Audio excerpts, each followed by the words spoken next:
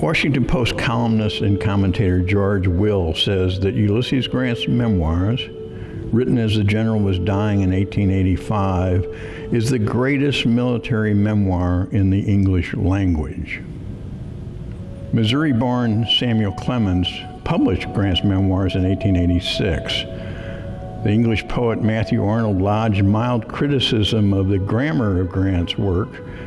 Here's what Mark Twain said: "We only remember that this is the simple soldier who, untaught of the silken phrase makers, linked words together with an art surpassing the art of the schools, and put into them a something which will still bring to American ears, as long as America shall last, the roll of his vanished drums and the tread of the marching hosts."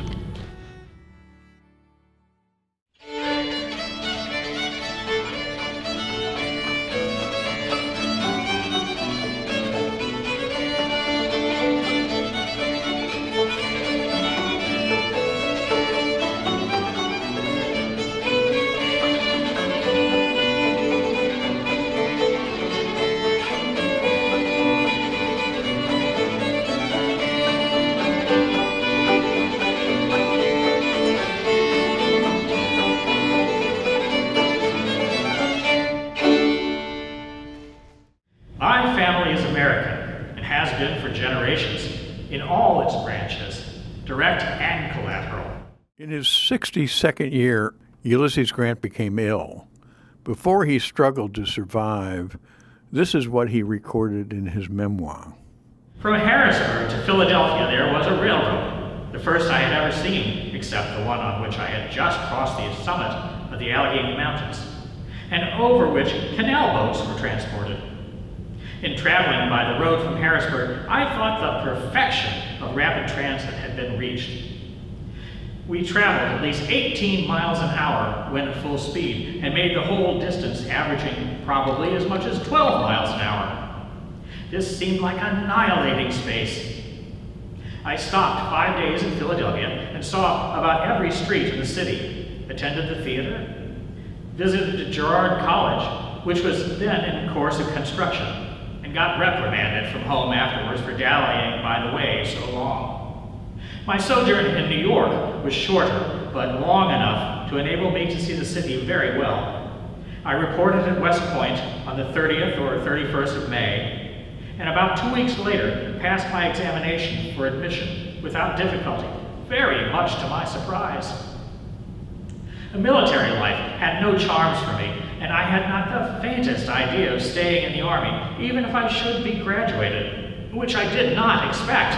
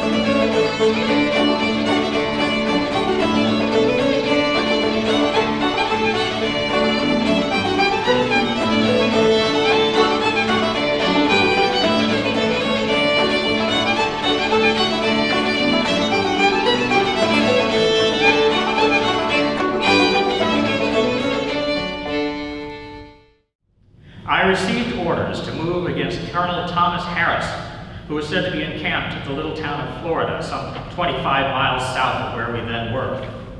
At the time of which I now write, we had no transportation, and the country about Salt River was sparsely settled, so that it took some days to collect teams and drivers enough to move the camp and garrison equipage of a regiment nearly 1,000 strong, together with a week's supply of provision and some ammunition.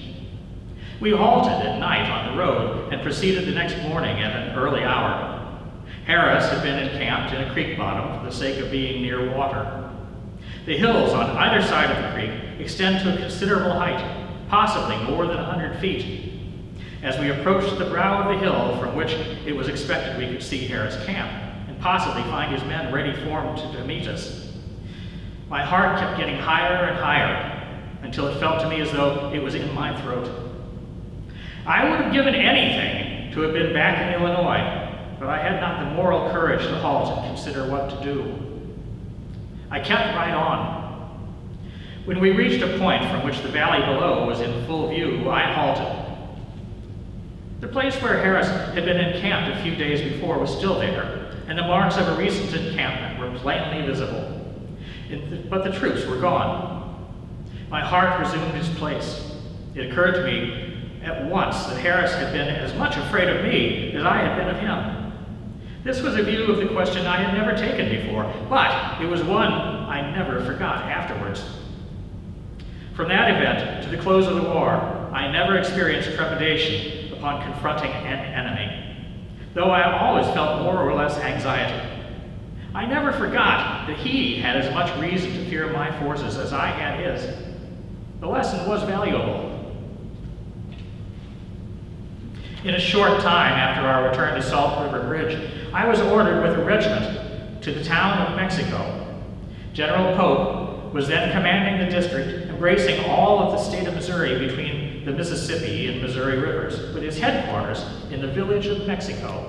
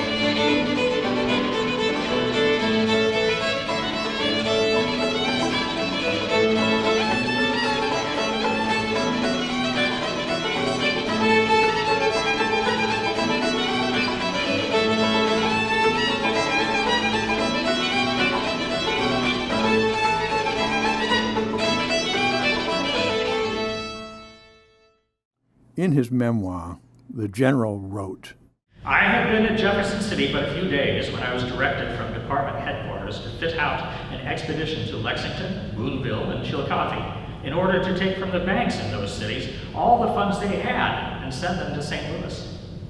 The Western Army had not yet been supplied with transportation.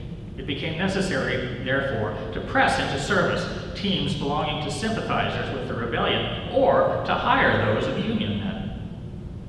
In 7 or 8 days from my assuming command at Jefferson City, I had all the troops except a small garrison at an advanced position and expected to join them myself the next day. But my campaigns had not yet begun. For while seated at my office door with nothing further to do until it was time to start from the front, I saw an officer of rank approaching, who proved to be Colonel Jefferson C. Davis. I had never met him before, but he introduced himself by handing me an order for him to proceed to Jefferson City and relieve me of command.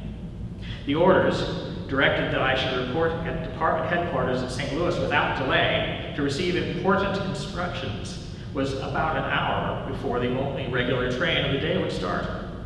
Therefore, I turned over to Colonel Davis my orders and hurriedly stated to him the progress that had been made to carry out the department instructions already described. I had at that time but one staff officer, doing myself all the detail work usually performed by an adjutant general. In an hour after being relieved from the command, I was on my way to St. Louis, leaving my single staff officer to follow the next day with our horse and baggage.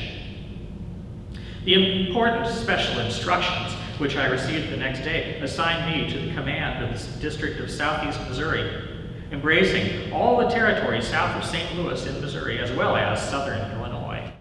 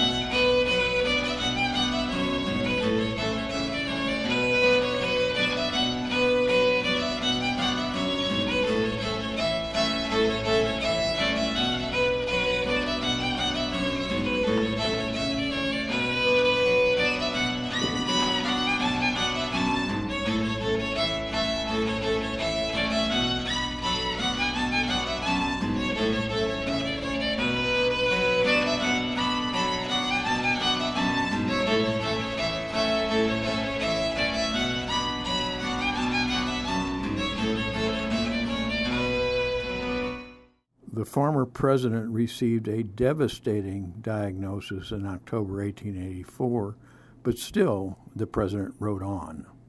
Before daylight, General Smith brought to me the following letter from General Buckner. Headquarters, Fort Donelson, February 16, 1862. Sir, in consideration of all the circumstances governing the present situation of affairs in this station, I propose to the commanding officer of the federal forces the appointment of commissioners to agree upon the terms of capitulation of the forces and fort under my command, and in that view suggest an armistice until 12 o'clock today. I am, sir, very respectfully, your obedient servant, S.B. Buckner, Brigadier General, CSA. To this I responded as follows.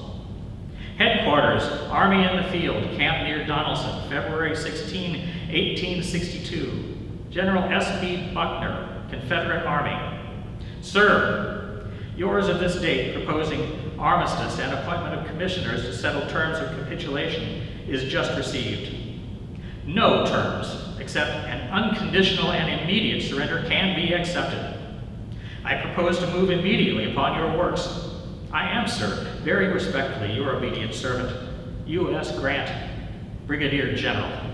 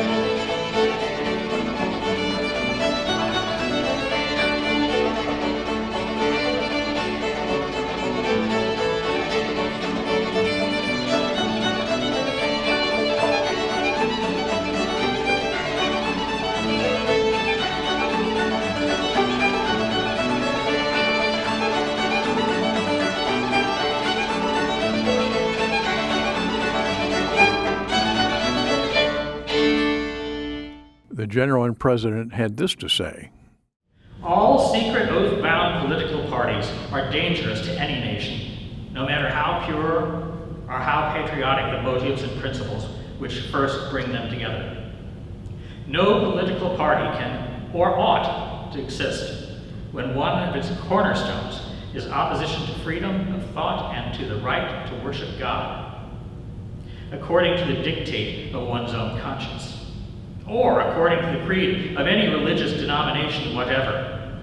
Nevertheless, if a sect sets up its laws as binding above the state laws, wherever the two come in conflict, this claim must be resisted and suppressed at whatever cost.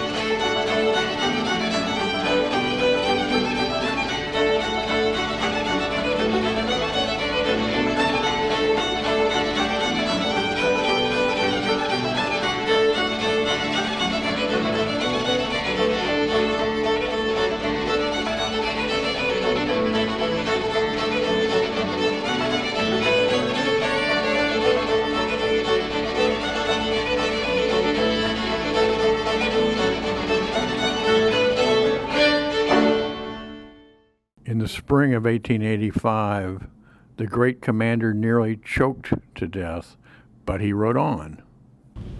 On the last of January 1865, peace commissioners from the so-called Confederate States presented themselves on our lines around Petersburg and were immediately conducted to my headquarters at City Point. They proved to be Alexander H. Stevens, Vice President of the Confederacy, Judge Campbell, Assistant Secretary of War, and R.M.T. Hunt, formerly United States Senator, and then a member of the Confederate Senate.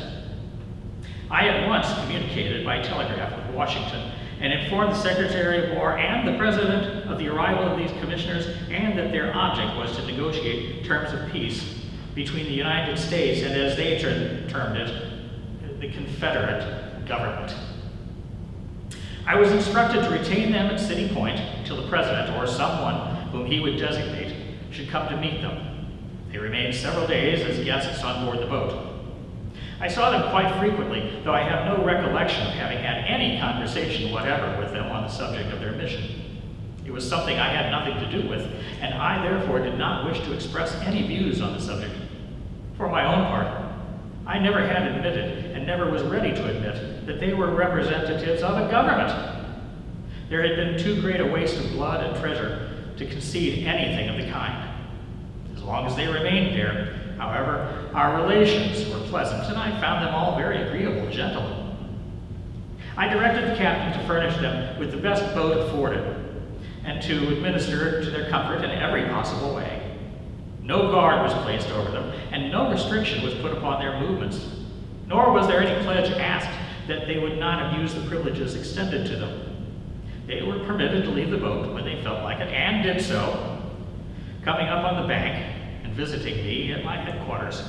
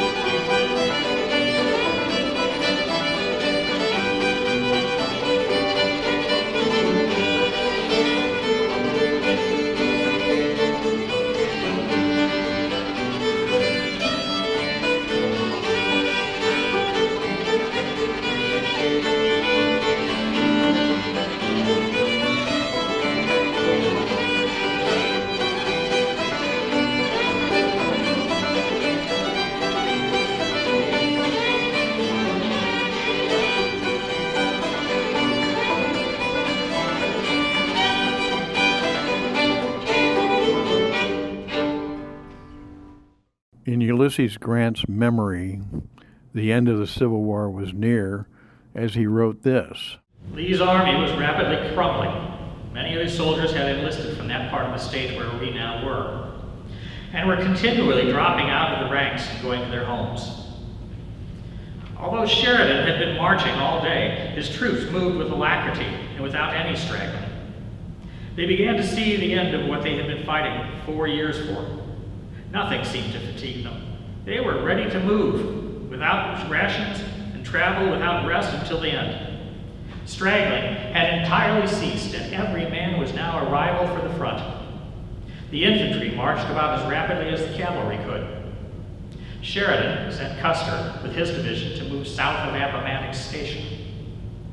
So far, only 4 cavalry and the advance of Lee's army were engaged. Soon, however, Lee's men were brought up from the rear, no doubt expecting that they had nothing to meet but our cavalry. But our infantry had pushed forward so rapidly that by the time the enemy got up, they found Griffin's corps and the army of the James confronting them. A sharp engagement ensued, but Lee quickly set up a white flag.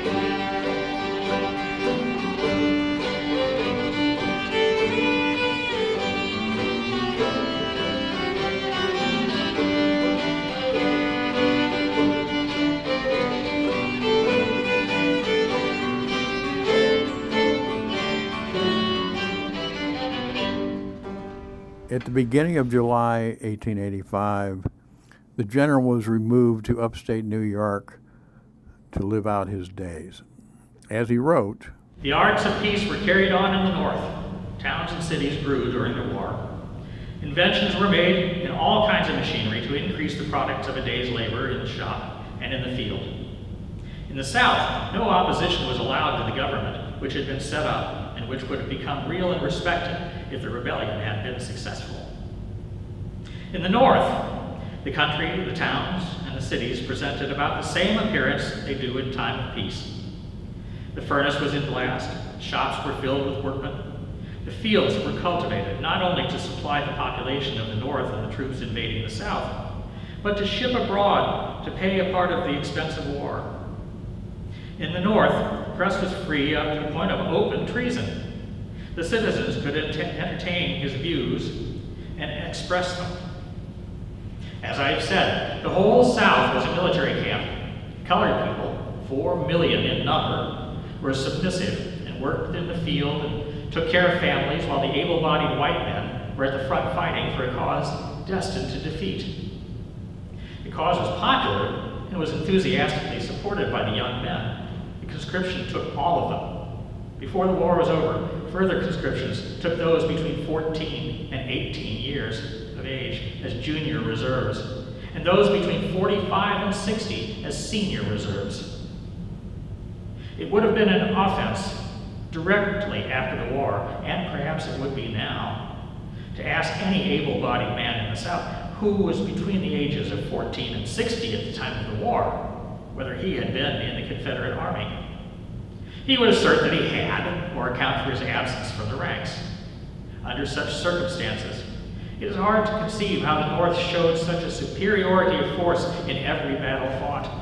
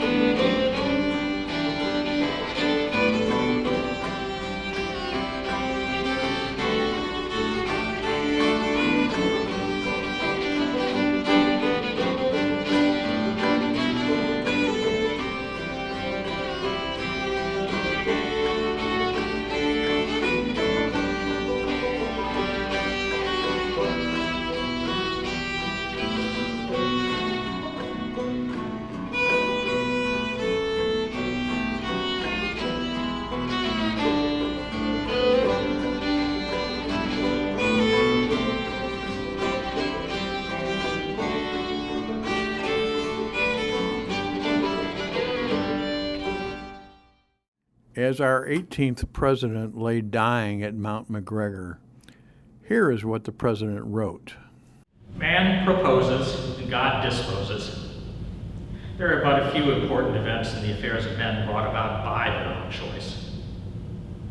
Although frequently urged by friends to write my memoirs, I had determined never to do so, nor to write anything for publication. At the age of nearly 62, I received an injury from a fall, which confined me closely to the house, while it did not apparently affect my general health. This made study a pleasant pastime. Shortly after, the rascality of a business partner developed itself by the announcement of a failure. This was followed soon after by the universal depression of all securities, which seemed to threaten the extinction of a good part of the income still retained, and for which I am indebted to the kindly act of friends. The first volume, as well as a portion of the second, was written before I had reason to suppose I was in critical condition of health. Later, I was reduced almost to the point of death, and it became impossible for me to attend to anything for weeks. I have, however, somewhat regained my strength and am able, often, to devote as many hours a day as a person should devote to such work. I would have more hope of satisfying the expectation of the public if I could have allowed myself more time. I've used my best efforts with the aid of my eldest son, F.D. Grant, assisted by his brothers, to verify the records of every statement of fact given. The comments are my own, show how I saw the matters treated of, whether others saw them in the same light or not. With these remarks, I present these volumes to the public, asking no favor, but hoping they will meet the approval of the reader.